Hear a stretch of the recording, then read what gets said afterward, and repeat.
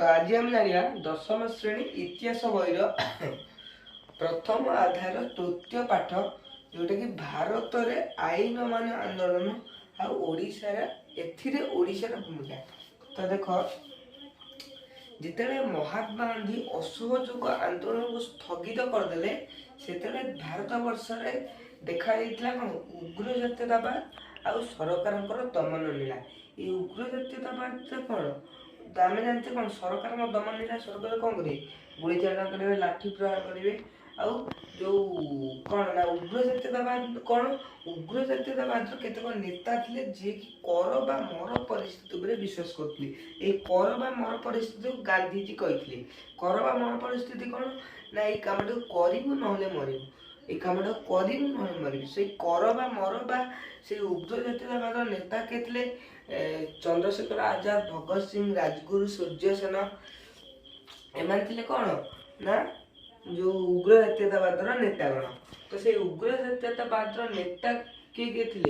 आम तो जानले। तो से उग्र जातीयतावाद जिते चलूला से ही समय देखा कौन साइमन कमिशन। साइमन कमिशन कौन ना 1919 मसीहा भारत शासन आईन कार्यकारिता को अनुध्यान करने 1927 मसीह सार जन साइमन को अध्यक्षत गोटे कमिशन गठन होता है कहुए साइमन कमिशन। तो यार माने कौन ना 1919 मसीहा भारत शासन आईन आम जो पढ़ते पूर्व चैप्टर बा मॉन्टेगु चेम्सफोर्ड शासन संस्कार आईन जोड़ा त्रुटि थी से कार्यकारी होना देखिए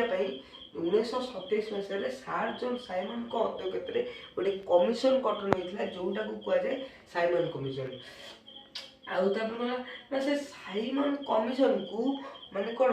साइमन कमिशन को से साइमन कमिशन गोटे त्रुटि थी कौन ना मात्र दुखर कथा साइमन कमिशन 7